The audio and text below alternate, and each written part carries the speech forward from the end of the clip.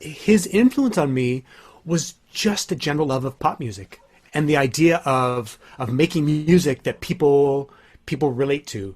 And that comes from him as a person, from him as in his personality on the television show, and listening to the records and listening to his voice. And it's almost not even a specific thing as much as it just is who I am in that way. It's very strange that I couldn't remove him and his influence from my life.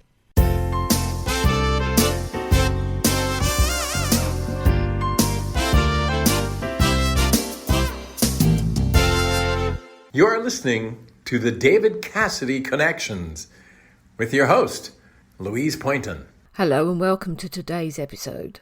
Today my guest is Rob Preuss, who has a remarkable career which started with the music of the Partridge Family. Rob, who grew up in Canada, was 5 years old when he became obsessed with the music. At the time he was learning classical piano and taught himself how to play the entertainer. His love of music and the piano led him to joining his first band when he was just 10 years old. He later enjoyed successful years playing with the Spoons and Honeymoon Suite. Rob switched from rock bands to playing keyboards on hit musicals, including Cats, Phantom of the Opera, Miss Saigon, and working with Benny and Bjorn of Abba, joining Mamma Mia for 15 years, where he was musical director of the New York cast. In our conversation, Rob talks about the influence David Cassidy had on his career, his experience of teaching actor Rami Malek how to play the piano for his role as Freddie Mercury in Bohemian Rhapsody, and why the Partridge Family music is an important part of American culture. Rob shared his story and explained David's impact in my book Cherish. He revisits why David's death has been so difficult to understand, and examines why losing those who have been such a strong influence in our lives leave us feeling sad. Well, I am fascinated to discover so much about you today. All right, well, let's do it. And I want to thank you for being part of Cherish. I loved your story.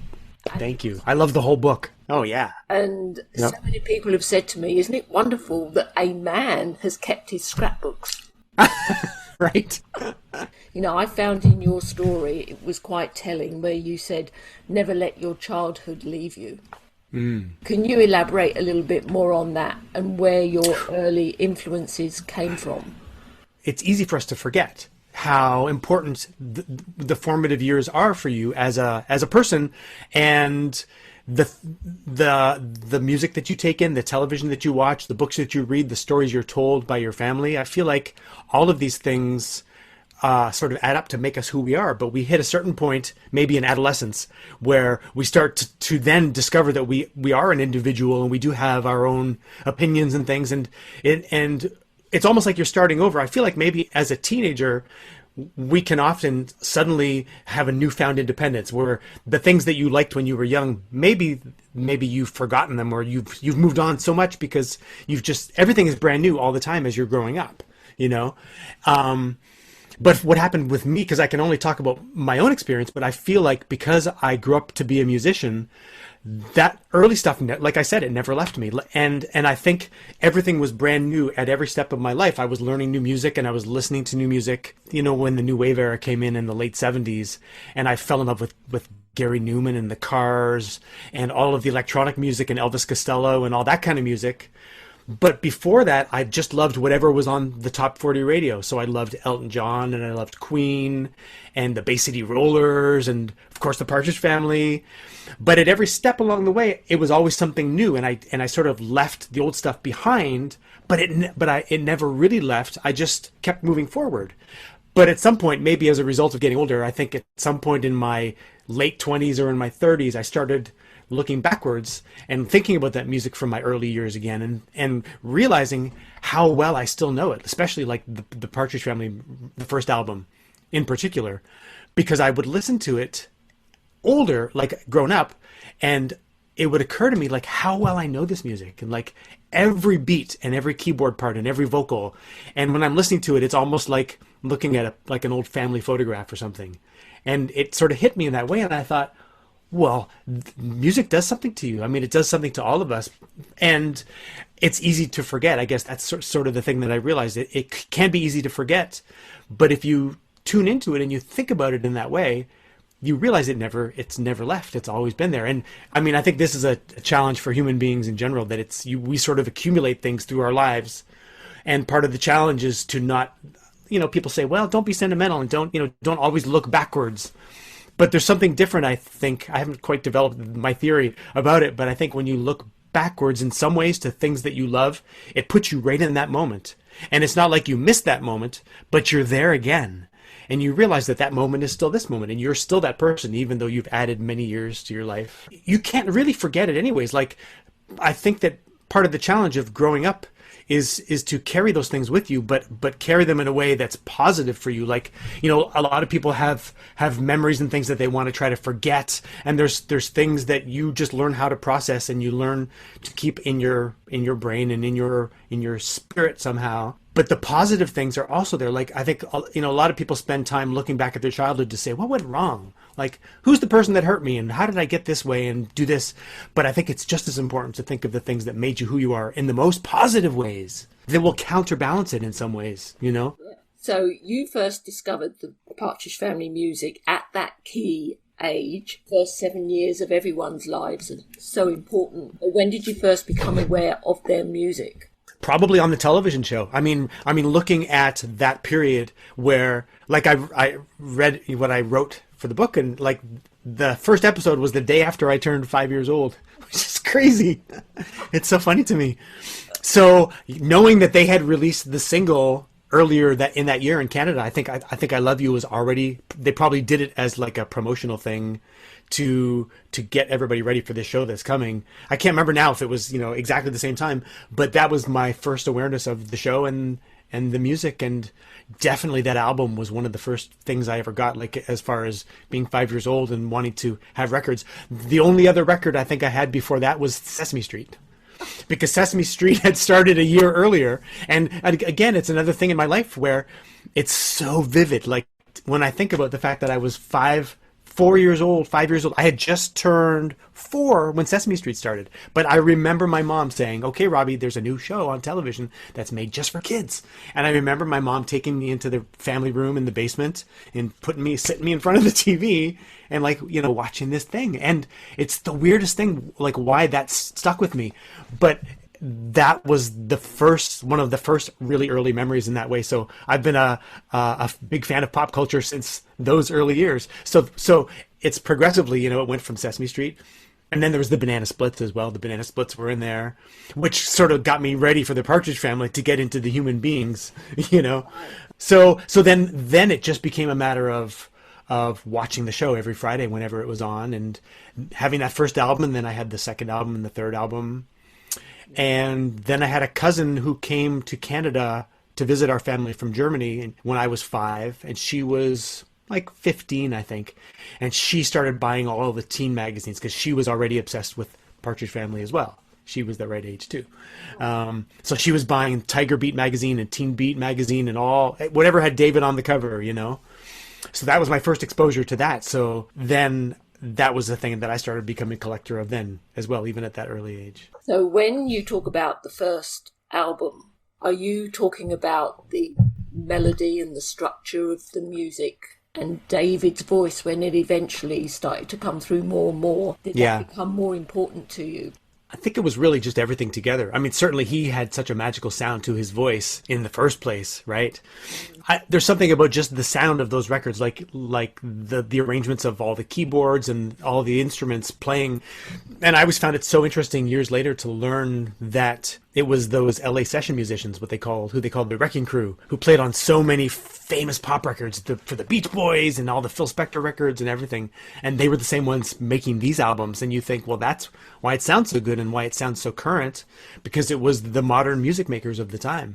And I think that's the overall sound is really what struck me. I do remember, though, on the first album, I recognized David's voice from the television show, and there was always that one or two songs that it wasn't him. It was that song "To Be Lovers," and it was the weirdest thing, because even at that early age, I remember listening to it thinking, it doesn't sound like David, but it's so cool. Anyways, like I don't even remember, what I thought of it. I don't know that I thought, well, maybe it's Danny singing or maybe it's Reuben Kincaid singing. It's probably not.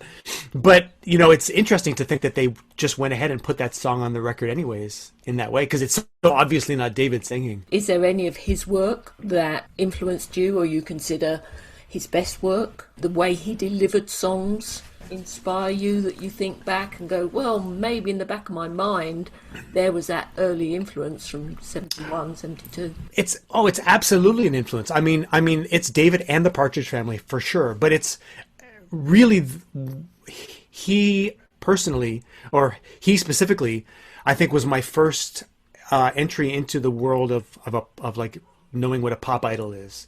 I mean, if I look back and think, how obsessed was I with him? What was it in him that was so inspirational? It was like that ideal of a guy who's not that old, but he's so cool. And I'm always looking for this picture. I had a giant poster on my bedroom wall. It was a black and white photograph of David. And every once in a while I Google David Cassidy posters, and I've still never seen the actual image from the poster. And I'll know it as soon as I see it. But I haven't. It's very strange that there's so many pictures of him. But the one that I had specifically, I've never seen. It's very weird. It's a black and white photo, and it was sort of a casual photo, and I got it at the local department store. They probably had a bunch of different ones, but I think I just wanted the biggest one of David. But I think his influence on me was just a general love of pop music and the idea of making music that people relate to. And that comes from him as a person, from him as in his personality on the television show, and listening to the records and listening to his voice. And it's almost not even a specific thing as much as it just is who I am in that way. It's very strange that I couldn't remove him and his influence from my life because it was coming up at the same time, like I said, as I was learning piano. Those things were happening at the exact same time. And my love of the Partridge Family was all encompassing. I remember when he did his first solo album, when Cherish was released, that was a different thing for me as well, because it was the first time I had to think, wow, he's not a member of the Partridge Family. It's David on his own. And that record still is magical to me in many ways too. And I think that's probably just because I knew it was David as not Keith Partridge. It was David as David. And so I had to listen to the music and think about it in a different way. I love that record almost as much as I love those first couple of Partridge Family albums as well, for that reason. And actually, there's some of the early songs I've thought of doing versions of, and I still may do. Like even solo piano versions. Like sometimes when I sit at the piano, and I've got a sheet music book of those first albums, and sometimes I'll just look for the lyrics and the chords, and I'll just play through them and try to learn the songs. And it makes me so happy to just play them on the piano. It's very satisfying to just play those melodies, I've heard over the years David's done live versions of them, and like anytime I've heard the as he got older, it was always amazing to hear him do those songs. And it's just such a beautiful thing to know that those songs were, he kept those songs in his catalog of music because that's what people wanted to hear as well. And great. Also that's reaching a new generation. For sure. As probably your music does as well. I mean, music just makes the rounds, and I'm sure people will be discovering the Spoons and... Yeah. It happened. I see it with friends on Facebook. Like I'm friends with lots of people who loved our music, and a lot of fans have connected with me, and I love that connection because I feel like the music makers and the listeners need each other. Like as much as I love to be creative, I love just listening to music, and I love the fact that people have reached out to me because my music, the music that we've made, meant something to them as well. And many people have written to me and said, "Oh, I played my kids your music and they love it and they think it's super cool." And it's true. It's a similar kind of thing. It's like generations discovering the Beatles. I mean, Beatles and Elvis. As time goes on, my wife and we actually do a class with public schools here in New York. We have a Beatles class, and it's amazing to introduce kids to the Beatles because I feel like as a fundamental place to start in learning about the history of pop music, it's good to go back to the Beatles because there's so much to offer. And it's so amazing to watch these kids who are like in 5th, 6th grade, 4th grade even, come to us and tell us how much they love discovering songs by the Beatles. It's amazing. Like, I think that there's something to be said for all eras of pop music to be rediscovered. And as long as children are given the opportunity to listen and to find the patience to listen, because unfortunately for us and for the attention span of the world, it's all getting whittled down to like 15 seconds, like everybody talks about going on to TikTok and things where you've got like maybe a minute to like do something interesting, and you can't get much of anything in a minute. But if that 1 minute makes you want to learn more and you're able to do it, then that's fantastic. Because there's so much waiting to be discovered. I feel like pop music is like classical music from 200 or 300 years ago. I mean, Beethoven never goes out of style, right? And every generation is rediscovering music in that way. And I think it's going to continue to happen now with pop music.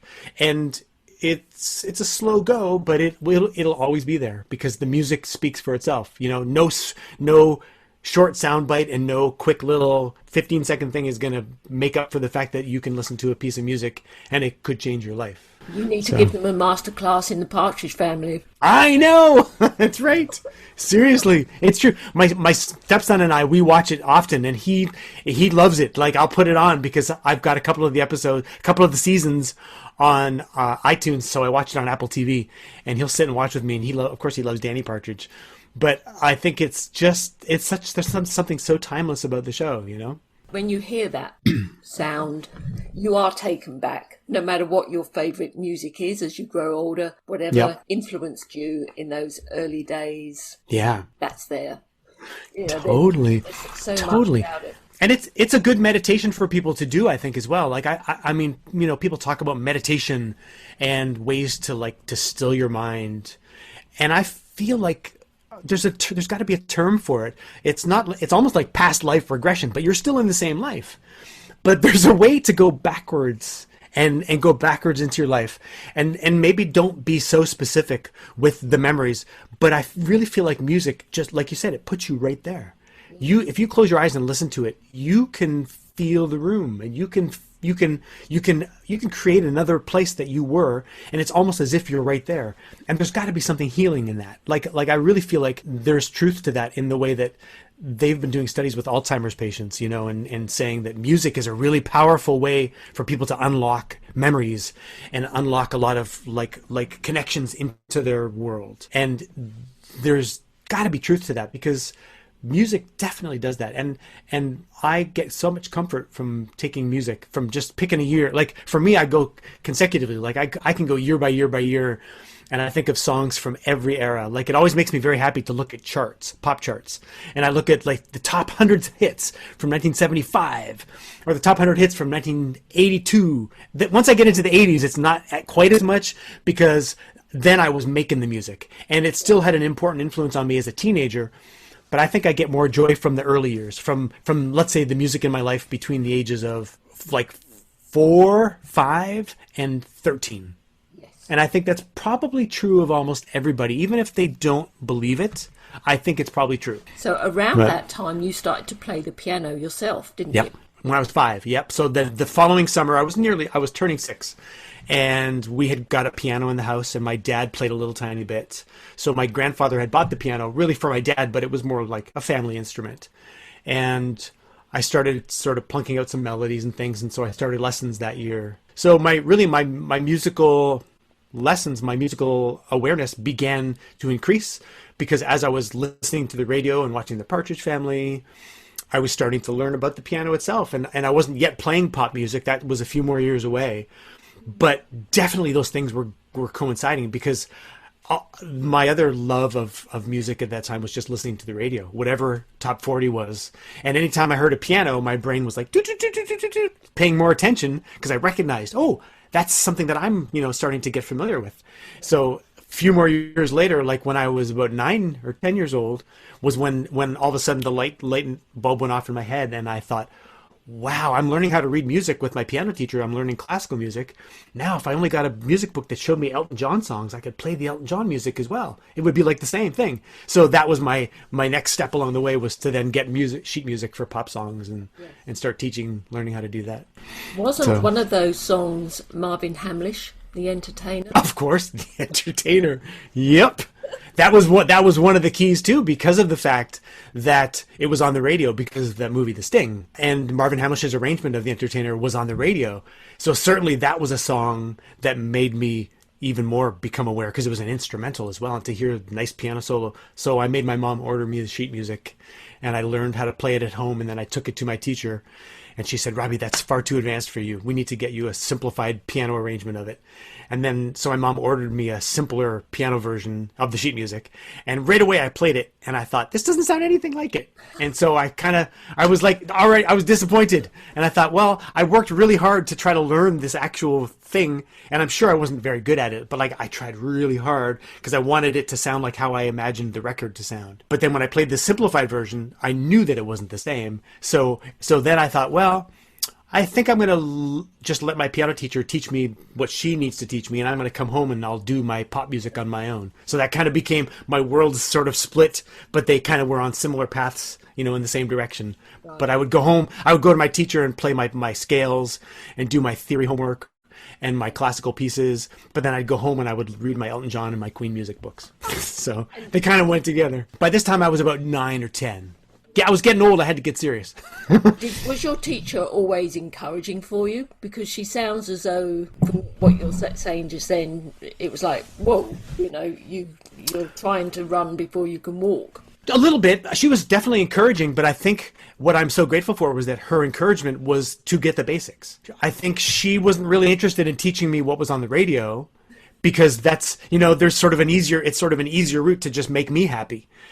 And I know what that feels like, because today my wife and I, we teach a lot of students. We do voice lessons with kids who are like between the ages of maybe 7 and 13 or 14. And often they just want to learn what's on the radio. They want to learn the newest pop songs.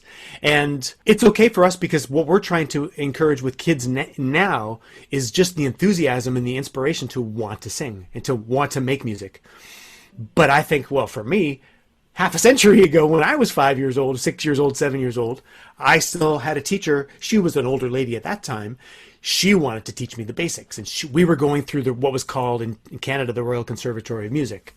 And it was a graded program where you went and you took an exam every year, and you played your piano pieces for the adjudicator, and you got a grade, and then you graduated to the next level. So she was teaching me this.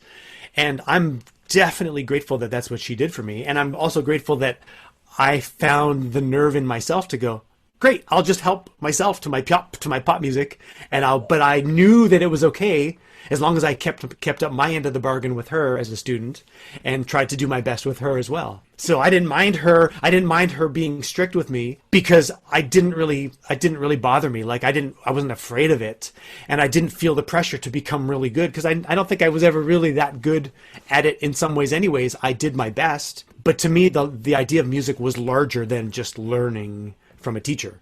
I felt like already I sort of had this idea that music had a larger mission in my life and in the world, that you want to do things correctly, but if you don't, it's still okay. Was music always going to be your path in life? I don't know. I mean, it sure turned out that way, but I guess, the funny thing is that I never thought about it. Like, it never occurred to me until it was too late, I guess, that I'm a musician and that's how I make my living. And I guess part of the things that I feel fortunate about is the fact that I love making music, and I love all kinds of music, and I love working with kids, and I love working with adult people, my colleagues, and I love any element of it. And I feel like I'm enthusiastic enough to take any opportunity to do things. And I certainly get myself into situations that I feel like I'm not prepared for, but then I'm not too scared to just go for it anyways. And even if I'm like really nervous about it, then I think, well, it's still just music. So no matter how prepared I feel or how far into foreign territory I'm getting, I'm going to just be willing to go and learn as I go. And that's kind of what I've tried to do my whole life long, I guess.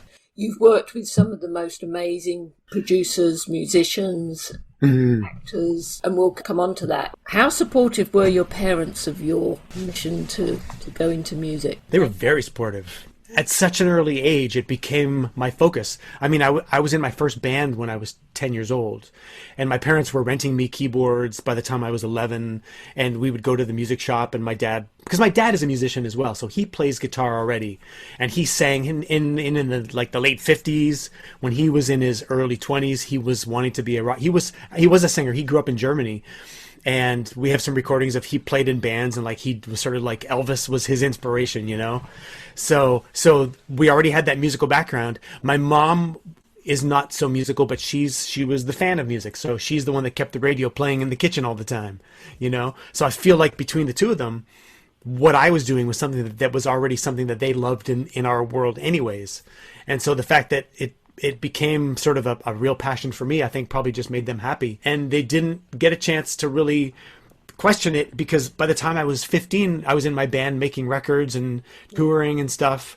At a certain point in my mid-teens, I think I started thinking, oh, I wish I would love to go to school for music. And like with my band, we were touring around and we played a lot of colleges and universities. And every time we got to the campuses, I always wanted to go to the school library and look at the music section, because as much as I loved playing in a pop band now and having records and all that kind of stuff, there was a part of me that still loved learning about music. And I guess maybe that's another fortunate thing from having a teacher and then kind of teaching myself as well, that I've stayed like a teacher to myself my whole life. And I think at one point my mom probably thought, well, maybe he could go to school for music. But then at the same time, she realized I was getting an education in life, because I was doing the things that you can't learn in school anyways, you know, playing and touring and recording and all those kind of things. There's no school program that's going to make that work for you. That's all pretty much a luck of the draw sort of thing anyways. Yeah. So we were able to make that happen for us while it was available. But then my whole life long, I continued to take lessons and do those kind of things. Even to this day, I'm always learning and like reading online and like wanting to study with people and do those kind of things. Even as I'm teaching people as well, you know, it's like the teacher gets taught by the student. So we're at the age of 10, you formed a band with school friends? My best friend who lived across the street had formed a band, and he asked me to join his band. so yeah, and so we were a little bit limited in where we could play, because I didn't have any keyboards, and our drummer had a nice big upright piano in his basement. So we would go and rehearse in the basement, and that was as far as we could go. And then we played once in his public school library, because there was a piano in the library. And we played there, and we used to play like songs by the Monkees, and we played, we played Last Train to Clarksville, which is the song I remember the most, okay. And Taking Care of Business by Bachman Turner Overdrive. And so because there was a lot of good piano on that, so that was my first time trying to play rock and roll piano. Yeah, that was my early band experiences. And so my parents at that point realized that I was interested in this and that it was something that could develop. So that was when my dad started renting me an electric piano so that I could then be a little bit more transportable, like to go and play gigs and stuff. And didn't you join the Spoons after seeing a newspaper advertisement for a keyboard player? Yes. So they were a band. They were in my hometown. They were together for just about a year before I joined. So I sort of knew of the band because a friend of mine, his older brother, was one of their managers, sort of helping them to get their career up and coming. And so I knew who they were, and I was kind of obsessed with them, even though I'd seen them play one time. They opened, do you remember a band Martha and the Muffins? They had a big song called Echo Beach in 1980. Was a big hit. Actually, they got their big breakthrough in the UK. But they were a Canadian band, and I saw the Spoons open for Martha and the Muffins, and I saw them one more time, and then their keyboard player left the band, and they had an ad in the local paper, and I called up, and I was only 15. I just turned 15 at the time, so I went and auditioned. They were a little bit older than me, not a lot, but yep, that was my opportunity to join the band. Presumably, they were taking bookings at universities on campus, but also perhaps in clubs and bars. And you are at 15, not even allowed into a bar. That's right. There was a special, because I had to join the musicians union, and then there's a thing in Canada, it was called the Liquor Control Board, the Liquor License Control Board, which I think probably regulated the serving of alcohol in bars and clubs. And they had, the musicians union had a form that I had to get signed by my mom that said, okay, I know my son is underage and I know he's going to be playing at a bar where they serve alcohol. And it's okay as long as he's either on stage or backstage. And I had this, I probably still have the letter in a box somewhere, but I had to keep this letter with me in case anybody asked for it. And I think maybe one time somebody asked for it, but I just had to get, it was like a regulation just so the bar wouldn't get in trouble knowing that there was an underage person in the bar. So that was 1980, the end of 1980 when I joined the band. And my very first performance with the band was the night that John Lennon was killed, December 8th. So it's weird for me because, you know, that's an anniversary which comes by every year that people think of December 8th as this. Of course, it's a very sad occasion. We just passed the 40th anniversary. And for me, it's very sad, but it was my first gig with the Spoons. So for my personal career, I always have this happy, sad feeling for December 8th. That's because that was my first date with them. Did you write the first song with the Spoons or before then? Before then, when I was 11. Not a very good song. Yeah, well, with my band, we decided we should probably try to write an original song because we were just playing whatever was on the radio. So we played Fleetwood Mac songs, we played Bohemian Rhapsody, we played Kiss songs. Mamma Mia, we played from Abba, which came back to me later. But we decided to try to write an original. So my friends wrote some lyrics, and then we tried to write some music, and it was okay. We really just wrote a couple of songs, and I think it was harder than we thought. So we didn't really do many more. We just kind of stuck to other songs that we loved from other people. And then it wasn't really until I joined the Spoons that was my first band that was all completely original. So it was a new thing for me to have to come up with my own ideas for helping to compose the song and help with the arrangements and stuff. Are you the sort of person who has to continually be creative? No, but I think I am. Because I feel like creativity is a thing that exists in us without actually having to do something creative, as long as you're keeping your mind engaged with something. Like, I feel like I play piano. I don't play piano all the time, but when I sit down, I could play for hours and hours and just never stop.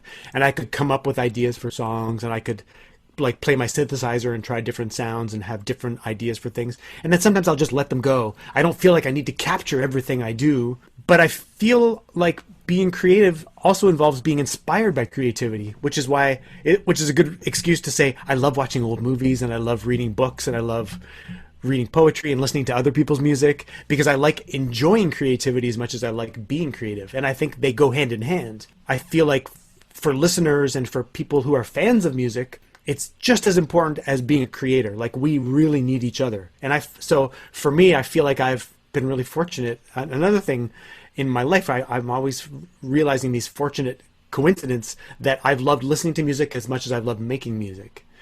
And I don't feel like one is more or less important than the other. Although, I have people who were fans of my bands who are always like, you have to do a live stream. I want you to play some music online and go on and play piano or do something. And I love doing things like that. But then part of me wants to do something that's more prepared. So then I end up procrastinating and putting it off. But then I also spend time listening to other people who do things like that. And I think, oh, it's fantastic to just listen to other people. So I feel like creativity is just something that we all have in different degrees and in different ways. But it's easy to forget it as well. I think there's also too many distractions in the world that are not so creative, in terms of staying tuned into the news and staying tuned into trivial pursuits in the world. There's a lot of trivial pursuits that are maybe not so creative. Yeah.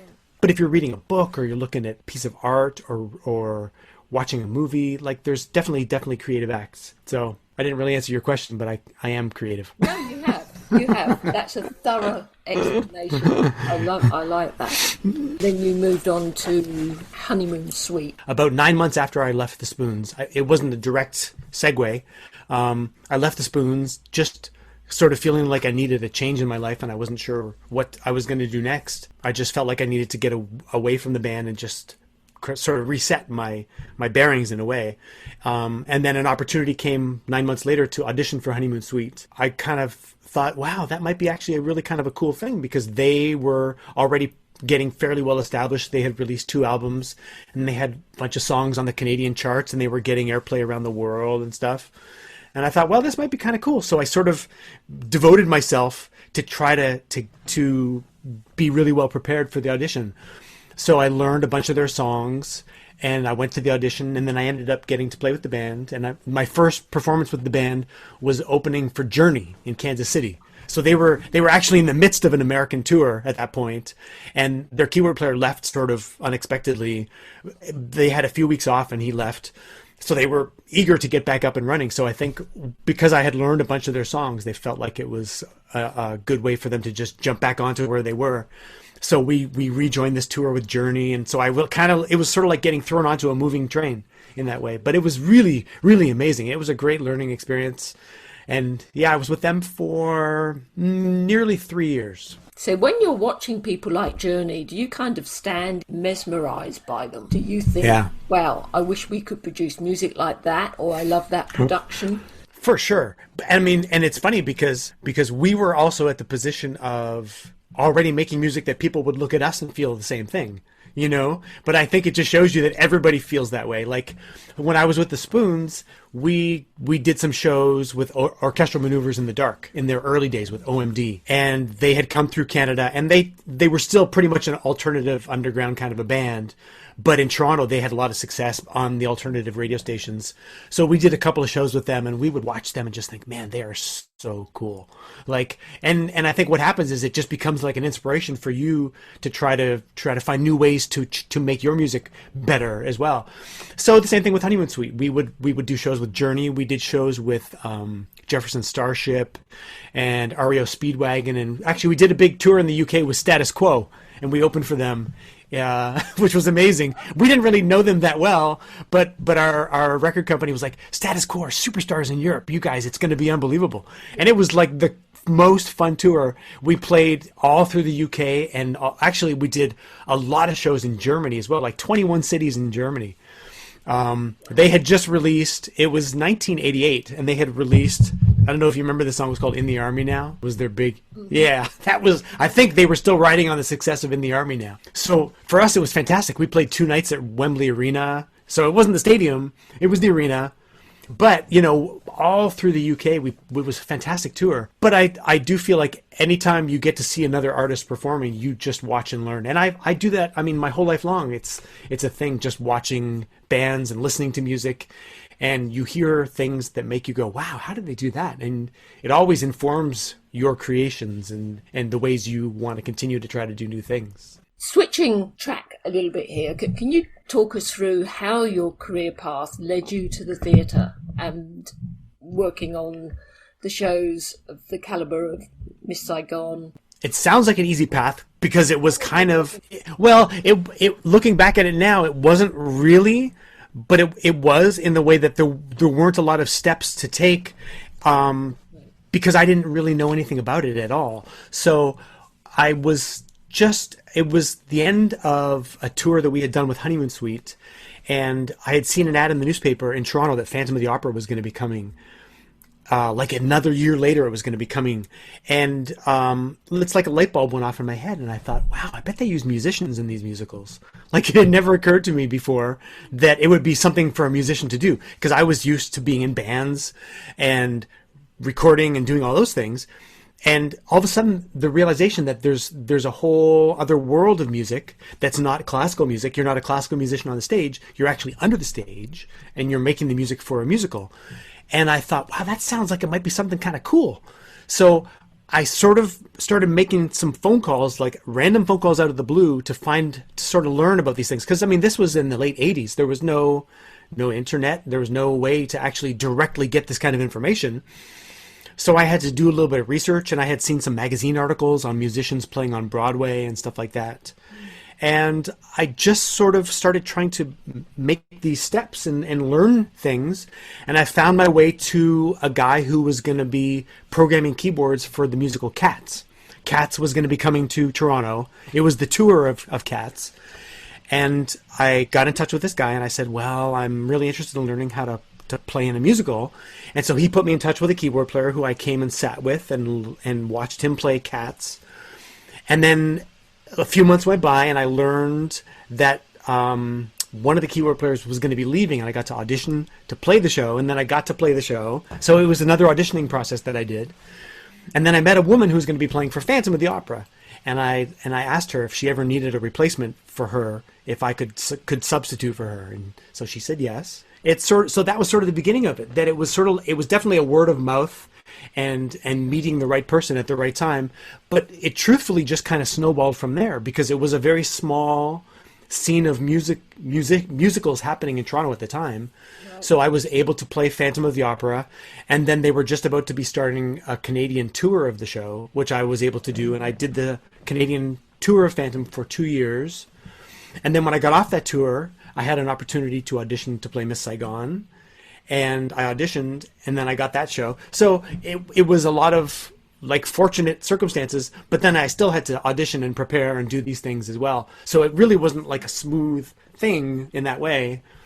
But definitely it was a smaller world to be getting into in that way. And so then one show kind of led to another. So then I did Miss Saigon for a few years in Toronto, and then I played Beauty and the Beast. And Tommy, the musical Tommy, was there as well. And I played Blood Brothers. David did Blood Brothers. In fact, that was my one chance to almost meet David, was when he was in Toronto doing Blood Brothers. And I was playing down the street, I was doing Miss Saigon. And a friend of mine was the music director of Blood Brothers with David, and I was trying to go and meet him. Well, it was like the last day that he was there, and I had my Partridge Family songbook, and I was trying to go and meet him and get it autographed. And I went to the stage door, and my friend was like, "David's really wiped out today. It's his last day, and he's resting." So my friend took my music book and got it in and got it autographed. So I have his autograph, and I was a wall away from actually meeting him. Unfortunately, I didn't get to meet him. Got that close. But I got my scene behind me, my Partridge Family, the first album, the sheet music book, I have his signature on my front. So how from there did Mamma Mia happen? Didn't you come to the UK to watch the show in rehearsals? Yes. So I got a call. A few years went by doing all those shows. Yeah. I was on the road in the United States doing Cats. And it was what they call a bus and truck tour. So I did the tour for nearly a year, and we played like 50 cities or some crazy amount of cities that I couldn't even name all the places we went to. But sometimes we were in a city for like 3 nights, then you get back on the bus. It was like being in a rock and roll band, but like even more, because you're transporting this whole show. But sort of near the end of the tour, I got a phone call out of the blue from a music director who said, "I'm going to be coming to Toronto to do this new musical called Mamma Mia, and I need an assistant to play rock and roll piano, and you were recommended to me." So I was recommended to him, and it was sort of like a fortunate random phone call. And at first I was almost going to say no, because I'm not a music director, and I've only ever been the keyboard player in the pit. And I thought, well, I don't really want to be a music director. I'm happier just playing the music. And I met with him, and he said, "Oh, it's fine. It's Abba. Like, you don't really have to do a lot of conducting. You just have to play the piano and cue the band, and I'll teach you how to do it." So I said, "Okay, great." So that was, so I was willing to take a chance. I said, "If you're willing to take a chance on me, I'll take a chance on doing the show." And it certainly worked out to be a good thing, because then I ended up being involved with the show for 15 years. Doing it in Toronto, and in Toronto we were the second production in the world, and the music director and we flew to London to watch the show, and I sat in the pit, and they were just coming up to the 1-year anniversary in London. The show was still fairly new in London even, and genuinely Benny and Bjorn in Toronto were a little nervous. Like, they kind of thought, well, maybe it's just a fluke that it's popular in London, in the UK. Maybe it's not going to translate anywhere else. And so it was kind of an exciting time to be with them. And Bjorn, there were times where I was sort of helping him to remember some of the lyrics, like for certain things. He was like, they were still trying to get some of the lyrics right and stuff. But then I ended up being able to do the show in Toronto for a year. And then I went to the West Coast of America on the tour, and then came to New York to do the show on Broadway. And then I was here for 14 years with the show. What are your memories of working with them? Benny and Bjorn? They're very humble guys. Like, I mean, really, Bjorn would walk into the rehearsal room to just sit with us. He was just so excited by the whole process, to know that this was happening. and he would come in with us in the morning and just want to sit by the piano and sit with us, and we were teaching the music to the cast, and he just loved listening. He never had like really criticisms of anything. Once in a while he'd have things to say about the pronunciation of certain words, but very few. He was just more like amused, and he just loved the whole process. I'm sure that went away as, you know, the 10th and 11th production of Mamma Mia came along in the world. He sort of got over it, but we were lucky that we were only the second one in the world, so it was still brand new to him. And Benny was the same way. Benny would come to the band rehearsals and he would sit with us, and after rehearsal he would take us next door to the bar and buy us drinks and stuff. So he was really excited by the whole process. But it's funny to me now because I think this was 21 years ago. And Benny was like the age I am now. So of course, I think if it was me and my age and like they were making a musical with my songs from 25 years ago, I would think it was super cool too. But they were just the nicest guys. I tell you, I can remember the night they won the Eurovision Song Contest. Yes. Wow. When they came on stage, you just knew there was something magical happening. Yeah, I know. When they played Waterloo, of course. Yeah, and it was also very much the same when you see the Beatles for the first time, or the Rolling Stones, or you see David Cassidy. There is this magic aura about. Yeah, I get that magic aura from listening to the Partridge Family's. Is it the third album? Is it Sound Magazine? Is that the third? And it's funny that the one song, whenever I have to pick a favorite Partridge Family song, David Cassidy song, Summer Days is always my favorite. And there's something about that song. The weird thing, you know, I did this podcast recording just before David passed away, and I did this radio show where this guy, he asks you to pick songs. He calls it makes your skin vibrate. And it usually deals with songs from your childhood, things that are very important to you, that when you still listen to them, it takes you right back to where you were the first time you heard that song. And for me, it was always Summer Days. And there's something about the opening of that song with the harpsichord and the piano, and the piano glissando into the song. And it's that same magic that you feel when you see Abba or you hear the Beatles. It's like you said, it's that same, there's something just magical in that. I mean, the songwriter of that, Tony Romeo, is just one of the best. Oh, yeah. Oh, yeah, for sure. I mean, it's all, and you think of all the collaborators on the show. I was listening to a radio station this morning playing Beatles songs, and they were playing like obscure Beatles songs, and they played a song. I have to Google this and make sure that I heard it correctly, but I think they said it was a song written by Wes Farrell. And Wes Farrell was involved with so many of the Partridge Family songs, and I don't know that I know the history of him to know that he even had a song recorded by the Beatles. Like, I think that's amazing. Because when I heard this, I thought, is that true? Is it the same Wes Farrell who was involved with the Partridge Family? That he had a Beatles song? Like, it would be astounding to me. The other funny thing, I was thinking this morning, I heard a song from the 80s. I don't know if you remember this song called Hands to Heaven by Breathe. Doesn't that sound just like David Cassidy? I swear to God. It's the funniest timing that I heard the song today, and I thought, there's an influence that David brings into the world is when he got really comfortable singing in the recording studio, and he sang right into the microphone. And it was he had such a distinctive, personalities vocally, right? Where he had such a powerful voice, but when he gave that whispered sound, that was so beautiful. And I heard this song from Breathe, which was a huge hit in the 80s.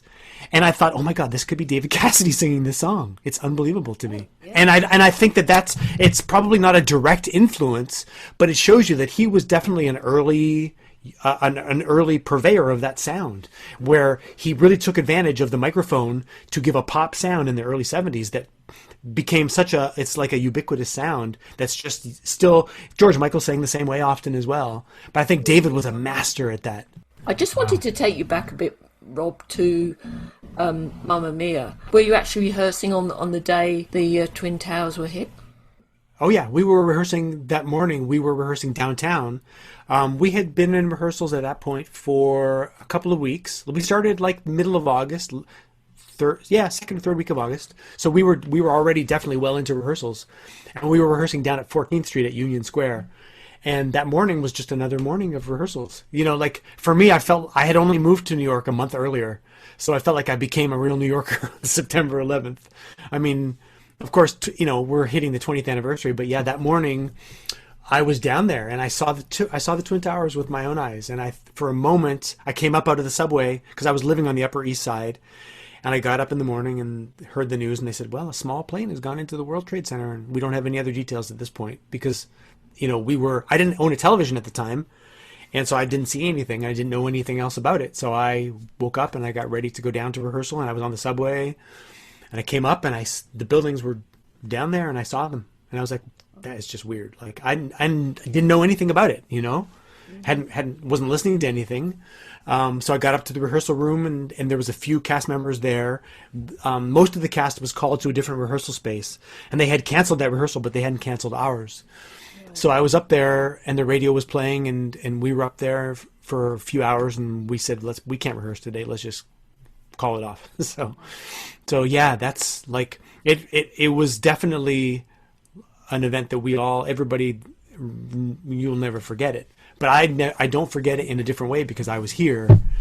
But we came back to rehearsal the very next day. We called everybody in for rehearsal. We said, well, we'll meet a couple hours later. Normally we started at 10, and we said, well, let's come in at 12 or whatever. But we just kind of decided we needed to go on. And we didn't really rehearse on that first day back. We just everybody had to sort of just sit together, and some people weren't even there. They'd gone down to try to help down at the site. Nobody really knew anything. People were going to donate blood. We thought maybe there were survivors. It's hard to remember now at that time that news didn't travel as fast as it does now. I mean, sure, we had the internet in some ways, but isn't even what it is now, that there was still a lot of misinformation happening. But we kind of sat around and said, what is it even? Why are we even doing this stupid musical? Like, who cares? And we realized that's why we do it.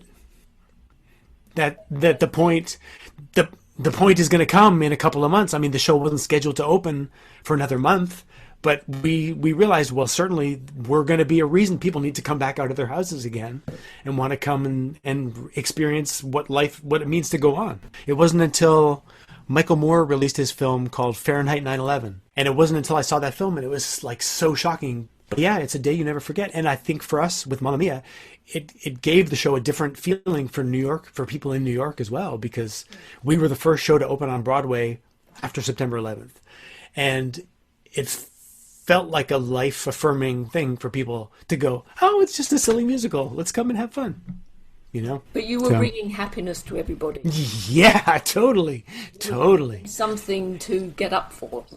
Absolutely. Yeah. It felt like it was like a release for people to acknowledge, and how perfect to have that show and that music to be the thing, really. When you were working on Mamma Mia and all the other productions Miss mentioned, what was the most challenging piece of work that you had to learn?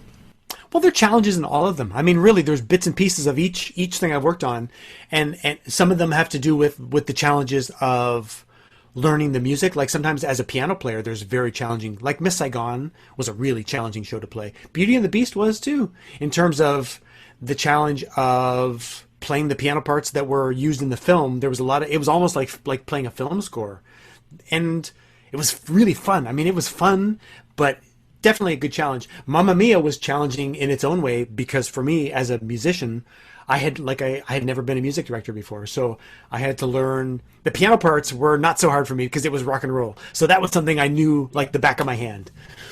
But then learning all the other outside elements of, you have to cue the singers, and there's bits you have to conduct the orchestra. I mean, it was a band, it wasn't really an orchestra, but those kind of elements, there was challenges to that, and I feel like I get challenged by everything I do. Really, like my whole life long, even if I'm playing in a band, or if I'm even just playing piano on my own to do a live stream on Facebook or something, there's always something to be looking out for. And sometimes it's not as hard as I think it's going to be. Sometimes it's harder than I think it's going to be, but I feel like I'm always up for the challenge, and I try to never really be too afraid of doing things. Like even after all these years, I still get nervous doing things, but I acknowledge the nervousness, and I make it work to my advantage, only because it makes me try to do a good job at things. Like my wife and I will do concerts. We do a benefit concert up. We do some things, and we'll work with other singers, and I'll prepare songs to play for people.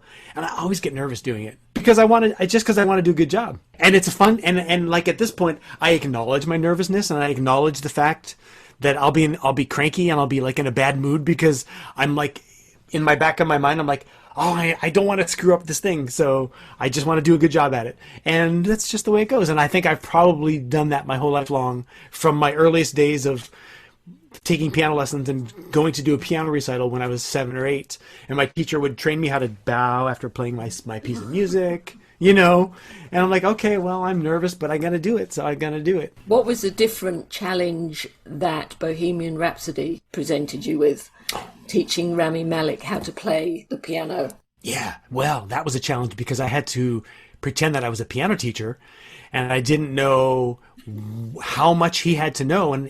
But when you have to be a teacher, you also don't know how well the student is going to learn. And fortunately, he was a good student because he was really excited. At the point that I was with him, it was just like a month before he began filming, and I had to show him the most basic sort of piano moves. And I said to him, you're going to be asked to do this thing, and they're going to ask you over and over, so I'm going to be the first person to show you how to do this. And it was some little piano moves that Freddie Mercury did when he played Bohemian Rhapsody, and he used to cross his hand over playing the verses. And I said to Rami, this is the thing they're going to for sure need you to do, so I get to be the first person to show you how to do it. So I really was just with him for a couple of days, and he stood over me at the piano and he videotaped my hands, and then he went to London, and so I didn't really get to work with him again. But it was those first few days of kind of being the first person to introduce him to all these things he was going to have to know going forward. So it was like, I felt like it was an honor for me to have any sort of involvement at all, you know, to be able to meet him and get to tell him how important Freddie Mercury was to me in my life as far as a musician and as an inspiration, and then say to him, here's some things to watch out for him, and then he was off. Yes, because you would have known those little mannerisms that Freddie had. Oh, I sure did since when I was 11 years old. I remember that first film of Bohemian Rhapsody, you know. I mean, we all remember because that was the days before music videos, but Queen made that fancy video. And I remember the first premiere of it on TV, and I remember running home because they said we're going to be premiering this new film from Queen. And I couldn't believe, like, what kind of a film is it going to be? But it was just them, you know, and they recreated the cover of the Queen 2 album all together, you know, in black with the smoke and everything. And then they showed Freddie playing the piano like that. And from that moment on, I was like, well, you got to do this thing with your hands. I was going to ask you if you feel that you are competitive. Not really. I don't like, well, it depends how you would define competitive. Like, I don't necessarily feel the urge to go out of my way to do things that other people want to do. I'm competitive. I could become competitive if there's an opportunity that I might have a chance for. Like, let's say it's a good question actually, because I don't think of it as being competitive as much as I feel like it a chance to do my best to have an opportunity. Is that competitive? I guess maybe it is. Yes. Yeah. But then I don't resent it afterwards. So when I don't get a thing, then I don't care. You know, so maybe the idea of competitive is true, because let's say when I auditioned for Honeymoon Suite, and the tour manager called me and said, here's a list of 13 songs, learn like 4 songs for the audition. But then I thought, I want to play with this band, so I learned all 13 songs. Is that competitive? Or does that just mean I'm competitive with myself, maybe? And then when I got the opportunity to audition for Miss Saigon, and they sent me the music to learn, I thought, well, I'm going to learn this music and I'm going to do my best. But maybe my best isn't good enough, so I have no idea. But I don't know if that's competitive, because then I realize I'm going to do the best that I can do.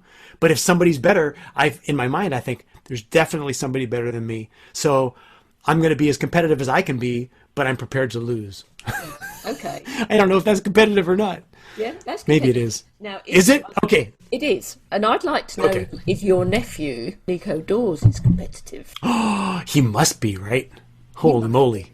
Yeah. But he's also really good, too. Yeah. Like, you know. Explain to anyone who doesn't know. So my nephew Nico started playing hockey when he was 3 years old. His dad, my brother-in-law, was a hockey player as well. I mean, apparently in Canada you're supposed to play hockey. You're talking ice hockey. Ice hockey, yep. And apparently it's a Canadian thing, which totally passed me over, because I never played hockey, never wanted to play hockey. I knew of it, of course. And I did love Bobby Orr, who was a hockey player in the early 70s. But my nephew played since he was 3 years old. And he got really good, and he got drafted to a couple of really good teams, and he ended up getting to play for Canada, representing Canada with the World Juniors Christmas of 2019. And they won a gold medal for Canada, which was amazing. And this past fall, he got drafted by the New Jersey Devils as an NHL team, and they just actually signed his contract about a week and a half ago. So he was playing in Germany for a few months, and now he's going to be part of an NHL team, which is amazing. So yeah, I think it must be competitive in the sports world, but I guess you get to show it off in a different way because you're actually physically doing a thing, right? It's not like playing music. But yeah, I really feel a kindred spirit in him in that way, that it's something that he's loved his whole life long, that he is so devoted to, that he got to be so good at. But it's also because he's worked very hard at it too. So. Oh, well done him. That's brilliant. I know, it's amazing. Yeah, totally. Are there any songs that you have written that you would have liked David to have recorded? Or could you see him taking any of the Broadway roles in any of the musicals that you've worked on? Oh, he should have played Sam in Mamma Mia and sung Knowing Me, Knowing You and sung SOS. That would have been amazing. That would be a dream come true, for sure. And definitely I would have loved him to sing anything that I've ever been involved with. You know, I think just the idea would be super cool, but I can't think of a specific song. But oh yeah, to hear him sing Knowing Me, Knowing You would have been amazing. Well, you would have to listen to one of the Mamma Mia versions because then it's transposed into a man's key. And it was really, when sung by a good voice, it was fantastic. Just a really good rock song for a guy to sing. Where do you rate David's voice in the history of not just American music, but global music? Where do I rate his voice? Well, he's in my top singers for sure. I mean, as a pop singer, I think he's definitely in my top. Do I have to even make it 20? He might be in my top 10 even. And it's a very, it's a specific sound. I mean, really, it's a subjective thing for everybody who loves to listen to voices, right?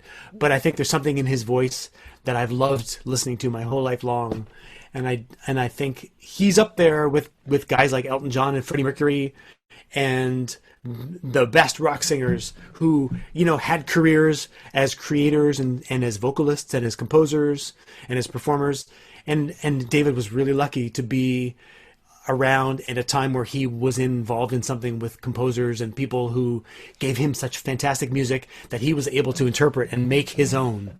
And it's like a dream, you know? I mean, for us to be able to hear him in that way, there's nothing like it. You told me, and you wrote in Cherish, that you tried to understand why you were so sad when he died. I think it's that recognition of something that has been with you your whole life long. It's like it is sort of like losing a family member who you don't know. It is. I don't think I've quite understood it yet, and I still try to understand things like that, because I felt the same way when Freddie Mercury died. He was probably the first person who passed away who I felt this weird sadness for, where I thought, well, I don't even know him. But it's because of the influence that they have on our lives. And it comes back to that thing of paying attention to memories in your life and time traveling back into your life to listen to music and remember how you felt being in the presence of that sound and that music, right? So for a guy like David, knowing he was with us on the earth and then he's not there anymore, it's the weirdest thing, right? And there's a writer, a music writer who I've read once said the same thing about Paul McCartney. We are so lucky that a guy like Paul McCartney is still with us on earth. I would say the same thing about a guy like Elton John, because I feel like one day they're going to be gone and it's going to be like they were never here. And it's a weird thing to think about that, but they're still here at this moment. But I think of David Cassidy in that way, that he left something for us and we were there at the same time and we got to enjoy this. It was like a communion, you know, that we shared this thing in our lives. And he's left, but he's not really left. He's with us because we see pictures, we hear him, we can see him. And it's a weird acknowledgement that we all feel when a life is gone. And it has to do with losing family members, with losing friends. And I think somebody like David Cassidy, it's a reminder that it's something that we all experience, but it's shared, right? It's not just your family. It's not your specific. It's not a friend of yours. It's not your family. It's like the whole world. Like, oh my God, we've all lost this person, And it's a weird focus that happens to us all, right? Brings us together. It unites us. Yeah. And it's a beautiful, sad thing at the same time, because it's a reality that we all have to face. And I think it's a lesson that we all continue to learn as we live our lives, that death is real. And maybe that's the beauty of the life that we live, that at some point it's taken away. And it's happening to other people. It's going to happen to us. Like, it's weird that we don't consider it for ourselves in that same way. Maybe we don't want to think about it, but it's true. Like it's good to consider it sometimes. It's a weird thing, but it's good to like roll it over in our heads once in a while. But maybe having celebrities leave us is a reminder that it's a degree of loss in our lives that's very important to us, because David has meaning for us in our lives. And it's as important as everybody else in our lives, as a family member, really. I think you've summed it up beautifully, Rob. That will echo with everyone. Good. Yeah. I feel like it's an echo that it lives within us. But it is truly something that we don't all speak about enough, because it's a hard subject. You know, death is a weird thing that gets brushed under or gets acknowledged, but it's sad, and we deal with it in our own ways. But it can be a beautiful thing at the same time, because we realize what remains is something fantastic as well. And the goal in our lives is to take in as much love and as much life as we can, and then leave it with somebody else. And what do you consider David's best work? Is it his solo work, or is it the work that he was a part of when he was still with the Partridge Family?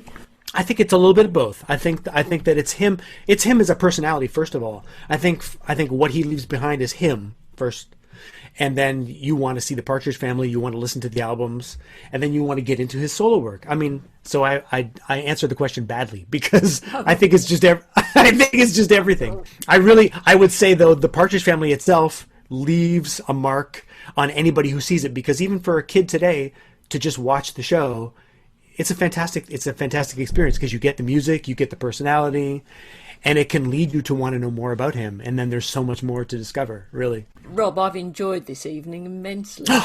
Me too. And I've loved listening to every episode of your podcast too. And I feel like I was so excited for this, because I knew there'd be something special happening. So yeah. It's great. But then we owe all a debt of gratitude to you as well, because you have started this thing that's kept it going as well, that will continue on. Absolutely. That's a huge part of it all. The book is so beautiful in that way. So, you know, you deserve to be a part of this legacy now, for sure. Thank you, Louise. And I'll see you online. Okay. All right. Have a good night. Thanks. Cheerio. Bye-bye. Whatever your preferred podcast listening platform, you can follow us by clicking follow or subscribe for free, so you'll be the first to know when new episodes are released. Rate and review. It's always lovely to hear from you. Share it all on social media. And remember, there are more than 20 episodes to listen to if you've yet to catch them. And I'll see you next time.